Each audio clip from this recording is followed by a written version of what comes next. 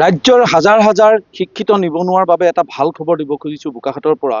আৰু যি সময়ত শিক্ষিত নিবনুৱাসকলে চাকৰি বিচাৰি হাবাথুৰি খাইছে, বিভিন্ন পৰীক্ষাত অৱতীৰ্ণ হৈছে, সফলতাও পাইছে, বিফলো হৈছে, কিন্তু শিক্ষিত নিবনুৱাসকলৰ বাবে এজন বোকাখাতৰ যুৱকে দাঙি ধৰিছে এটা নিদৰ্শন। সেই নিদৰ্শন হৈছে স্বাৱলম্বনৰ এক নিদৰ্শন। অতি সাধাৰণভাৱে ঘৰতে পেলনীয়া কিছু সামগ্ৰী ব্যৱহাৰ কৰি অতি সাধাৰণভাৱে আলংকাৰিক যিসমূহ মাছ, এই মাছসমূহক উৎপাদন কৰি স্বাৱলম্বী হৈছে বোকাখাতৰ অমৰজ্যোতি নাথ। বোকাখাত বালিজানৰ নিবাসী অমৰজ্যোতিৰ ঘৰলৈ আমি আহিছোঁ আৰু মই প্ৰথমতে দেখুৱাইছোঁ অমৰজ্যোতিক আমি লগ পাম, অমৰজ্যোতিৰ লগত কথা পাতিম। তাৰ পূৰ্বে মই দেখুৱাইছোঁ এয়া কিছু পেলনীয়া সামগ্ৰী। এইসমূহ পৰিত্যক্ত ফ্ৰিজ, ৰেফ্ৰিজিৰেটৰ পৰিত্যক্ত যিবিলাক ফ্ৰিজ তেওঁ ডেম্পৰ পৰা কিনি আনি অতি কম দামতে কিনি আনিছে আৰু কিনি আনি এইবিলাকতে আলংকাৰিক মাছ, ইয়াত মাছৰ পোনা ইয়াত উৎপাদন কৰিছে। এয়া এই একেবাৰে সাধাৰণভাৱে মই দেখুৱাইছোঁ। এই যিটো এইটো এটা টায়াৰ, পেলনীয়া টায়াৰ, এই টায়াৰটোতে কিছু পানী দিয়া হৈছে আৰু পানী দি তাতে ইয়াতো মাছৰ পোনা উৎপাদন কৰিছে। গতিকে অমৰজ্যোতিৰ পৰা আমি জানিম সবিশেষ। আৰু অমৰজ্যোতিৰ ঘৰৰ চোতালতে থকা এটা কোঠাত এই সকলোখিনি কৰিছে, যোগাৰ কৰিছে। মই প্ৰথমতে সোমাই আহিছোঁ আৰু দেখুৱাইছোঁ এই অমৰৰ সৈতে। ভিডিঅ' জাৰ্নেলিষ্ট অমৰে দেখুৱাব। ইয়াত বিভিন্ন প্ৰজাতিৰ বিভিন্ন মাছ আছে।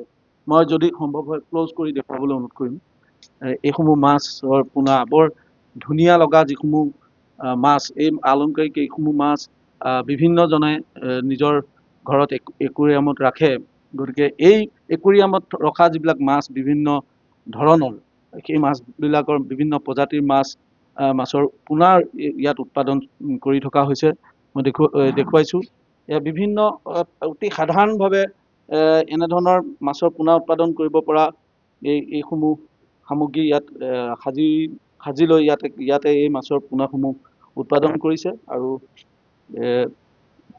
আমি অমৰজ্যোতিৰ সৈতে চিনাকি হ'ম আৰু অমৰজ্যোতিৰ পৰা আমি জানিম যে এই আলংকাৰিক মাছৰ পোনা উৎপাদন কৰি কেনেকৈ স্বাৱলম্বী হ'ব পাৰি, ইয়াৰ বজাৰখন কিমান ডাঙৰ, এই কথাখিনি আমি অমৰজ্যোতিৰ পৰা জানিম। অমৰজ্যোতিৰ ওচৰলৈ আহিছোঁ। তোমাৰ ওচৰলৈ আহিছোঁ। কোৱাচোন, কেতিয়াৰ পৰা আৰম্ভ কৰিছা? এই কামটো মোৰ বৰ বিশেষ দিন হোৱা নাই, এবছৰ হৈছে, কিন্তু মোৰ ইয়াৰ লগত যিখিনি এক্সপিৰিয়েঞ্চ হয় সেইখিনি মই সৰুৰ পৰা অনুভৱ কৰিছোঁ। এই দিশটো তুমি কিয় বাছি ল'লা? এই দিশটো মানে এতিয়া পইচা পাতিৰ যিটো যুগ আহিছে, পইচাৰ যিটো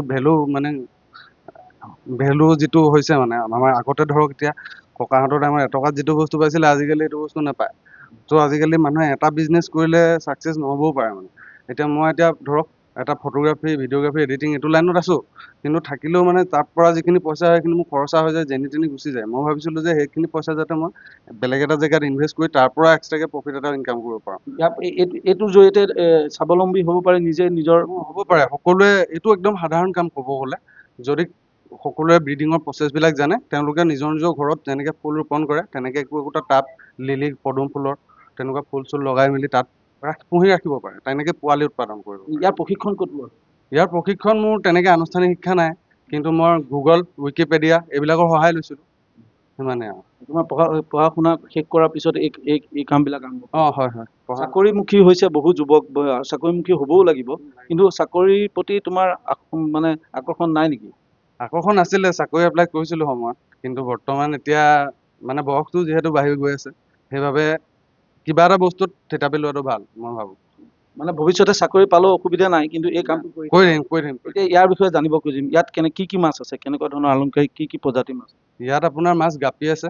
গাপি মানে আপোনাৰ এইটো তেওঁলোকে পদ্ধতিটো কৈছোঁ মই আগৰ নিউজতো, তেওঁলোকৰ পদ্ধতি হোমেনৰ নিচিনা। তেওঁলোকে নিজে বেবী বাৰ্থ কৰে, মানে বেবী ডাইৰেক্ট ৰিলিজ কৰে, কণী নাপাৰে তেওঁলোকে। তেনেকৈ বেবী বাৰ্থ কৰে, তেনেকৈ বেবী ডাঙৰ কৰে। খালি বেবী যেতিয়া দিব, তেতিয়া ডাঙৰ যোনকেইহালে বেবী দিছিলে তেওঁক ছেপাৰেট কৰি দিব লাগে, যাতে পোৱালিখিনিক খাই নেপেলায়, মানে কেইদিনমানৰ বাবে।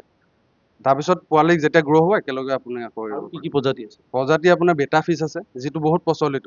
এইটো এতিয়া আপোনাৰ ক'ব গ'লে থাইলেণ্ডত এটা সময়ত তাৰ ওপৰত এটা বেটিং চলিছিলে, যে মই এটা মতা মাছ লৈ যাম, ইফালৰ পৰা এটা মতা বেটা মাছ লৈ আহিব, ফাইট কৰিব, তাৰ মাজত পইচাৰ এটা ডাঙৰ ৰেকেট চলিছিলে। এতিয়া বৰ্তমান সেইটো বস্তু এটা ৱাইল্ড লাইফৰ আইন আছে, এই আইনে কি কৰিলে যে ভাল জনা মানুহে ব্ৰিড কৰক, ব্ৰিড কৰি যোনে ভাল এটা কোৱালিটি উলিয়াব পাৰে তেওঁলোকক পুৰস্কৃত কৰা হ'ব। তেনেকৈ কলকাতাত হয়, ইণ্ডোনেছিয়াত হয়, থাইলেণ্ডত হয়, তেনেকৈ বহুত আফ্ৰিকাত হয়, তেনেকৈ কিছুমান কম্পিটিশ্যন পাতি থাকে, তেনেকৈও ভাগ ল'ব পাৰে সকলোৱে। আৰু কি পদ্ধতি এটা জিম্বাবৱে এইটো আপোনাৰ আফ্ৰিকান চিকলিত হয়, আৰু আপোনাৰ মালাৱী চিকলিত হয় একচুৱেলি। আপোনাৰ এইটো জি ৰক বুলি কয়, জিম্বাবৱে ৰক। তেওঁলোকে কি কৰে, তেওঁলোকৰ আকৌ ব্ৰিডিং প্ৰচেছটো বেলেগ। ব্ৰিড কৰি পেলাই মুখত তেওঁলোকে কণী ডাঙৰ মানে পোৱালি জগায়, হেচ কৰে মানে। তেনেকুৱা মাছো আছে। এতিয়া ক'ব গ'লে 3টা পদ্ধতিৰ মাছ আছে। প্ৰজাতি কিমানটা আছে তোমাৰ? প্ৰজাতি মাত্ৰ 3টাহে আছে, কিন্তু কোৱান্টিটি বেছি আছে। আৰু তোমাৰ এই ব্যৱসায় সম্প্ৰসাৰণ অসমৰ ক'লৈকে যোৰহাটত দিছোঁ। তাৰপৰা আপোনাৰ খুচুৰা কাষ্টমাৰ যোনবোৰ অনলাইনত হয়, ইউটিউবত তেনেকৈ এবাৰ চেনেল খুলিছিলোঁ। চেনেল খোলোতে মানে ইমানেই আহিলে, মই পিছত ছাপ্লাই দিব নোৱাৰা হৈ গ'লোঁ মানে। মোৰ ওচৰত ইমান কোৱান্টিটি নাই ন, আৰু এবছৰহে হৈছে মোৰ, যিহেতু মই দিব নোৱাৰিলোঁ একো। তাৰপিছত যিমান দিব পাৰোঁ তেনেকৈ দিছিলোঁ মানে, খুচুৰা কাষ্টমাৰ আছিলে বেছি। যোৰহাটত দিছোঁ, আপোনাৰ শিৱসাগৰতো দিছোঁ কোনোবা এটা জেগাত এবাৰ। তেনেকে বিভিন্ন ঠাইৰ পৰা নিবলৈ আহে হয়। আৰু ইয়াৰ এখন অমৰজ্যোতিৰ কথাৰে আমি গম পাইছোঁ, ইয়াৰ এখন বহুত ডাঙৰ বজাৰ আছে, আৰু বজাৰখনত যদি ধৰিব পাৰে, তেতিয়া যিকোনো লোকেই এই আলংকাৰিক মাছৰ পোনা উৎপাদন কৰি স্বাৱলম্বী হ'ব পাৰে। অমৰজ্যোতিয়ে খুব ভাল উপাৰ্জন কৰি আছে, আৰু ই এটা নিদৰ্শন অসমৰ শিক্ষিত যুৱকসকলৰ বাবে।